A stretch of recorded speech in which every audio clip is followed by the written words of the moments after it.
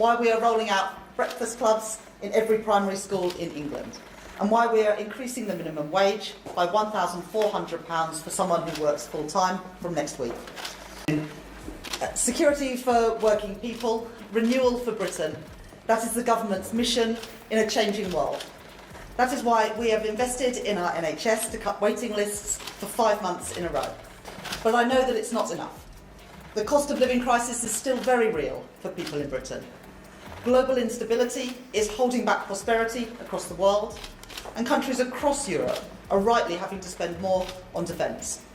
Labour promised a brighter future during their campaign, but what they're delivering is shocking everyone. Rachel Reeves' spring budget includes £15 billion in additional cuts that will devastate vulnerable populations across the UK. The most alarming part: the Office for Budget Responsibility just revealed Labour's welfare reforms will save £51.6 billion. Our plans to deliver defence spending worth 2.5% of GDP by April 2027. We are seizing the opportunities of a changing world with a commitment to make Britain a defence industrial superpower. That is why today I have spelled out how we are going further and faster in delivering our plan for change. We are strengthening our nation's defences with £2.2 billion as a further down payment to create jobs, prosperity and opportunity in every corner of Britain. And we are getting Britain building again, with our plans to build 1.5 million new homes. The plan for change is working. Less than initially claimed. From £55 billion down to just £3.4 billion. This isn't just a miscalculation, it's a complete economic disaster unfolding before our eyes. Before we move on, I'd like to ask you a small favour. If you appreciate this content, please take a second to like this video and subscribe to the channel. Over 98% of you watch the videos without subscribing. It costs you nothing, but it makes a huge difference to us. So, did you click the subscribe button? Great, thank you so much. Now back to the video. The economy will be larger at the end of the forecast than predicted in October. Our planning reforms alone will add £6.8 billion to the size of our economy by 2029-30. The Office of Budget Responsibility has today revised down economic growth for this year, but it has upgraded growth for next year and every year after that. And real household disposable incomes, the money in people's pockets, will rise by £500 a year per person on average. There are no quick fixes, no shortcuts to prosperity. What if I told you the government's entire economic strategy was built on numbers that simply don't add up? The truth about Labour's welfare reforms is far worse than they have admitted. While Rachel Reeves and her team have been parading around Westminster with confident smiles, behind the scenes, a financial catastrophe has been brewing, one that threatens to undermine everything they promised during the election.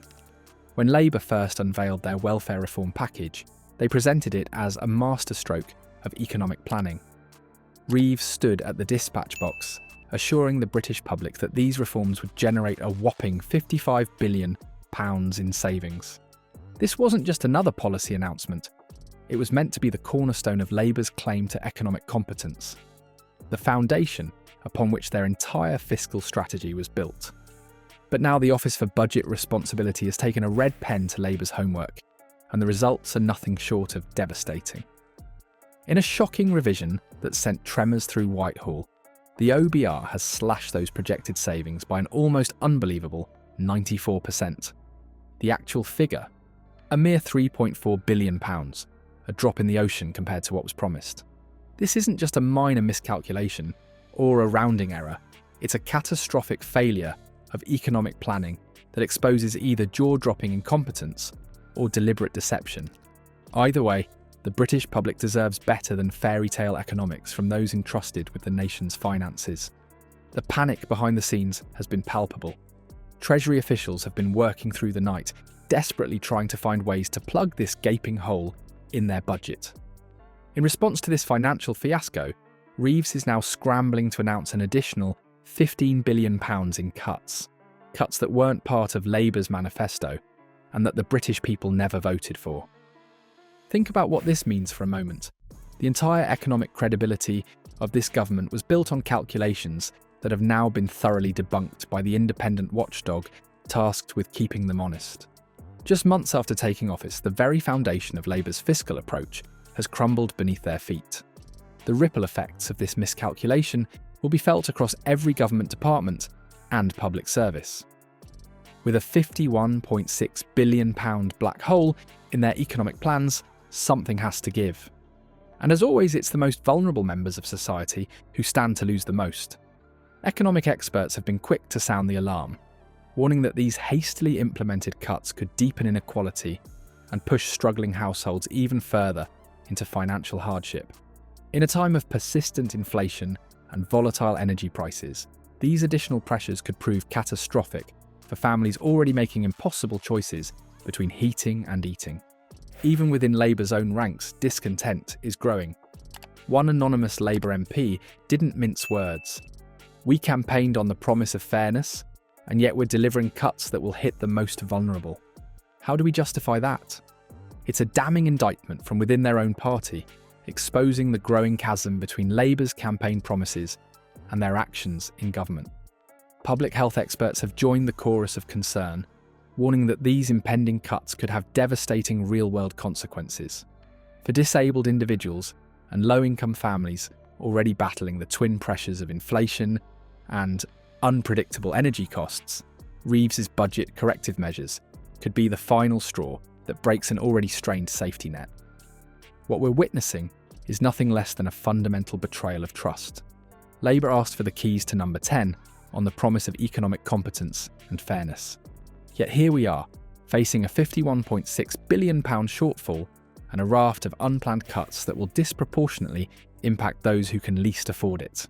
The harsh reality is that Labour's welfare reforms will save just £3.4 billion instead of the promised £55 billion. This isn't just a minor adjustment, it's a complete collapse of their economic narrative. The British people were sold a vision of careful, compassionate economic management. Instead, they're getting panic-driven austerity by the back door. So here we are, staring down the barrel of an economic catastrophe entirely of Labour's own making. Rachel Reeves' grand proclamations about an active government stepping up to secure Britain's future now ring hollow in the face of reality. What we're witnessing isn't bold leadership, but a desperate scramble to maintain economic credibility that never existed in the first place. This government's approach eerily mirrors the failed austerity policies of the past decade, only this time wrapped in Labour red instead of Tory blue. The bitter irony is that while Reeves and Starmer campaigned against such measures, they're now implementing them with even less transparency and foresight than their predecessors. The real question facing Britain isn't just about budget figures or policy details, it's about political accountability. How much more economic incompetence will the British public tolerate before demanding better? The mainstream media won't tell you these uncomfortable truths, which is why we need your support. Like, subscribe and visit BritishStand.com, because someone needs to hold these charlatans to account.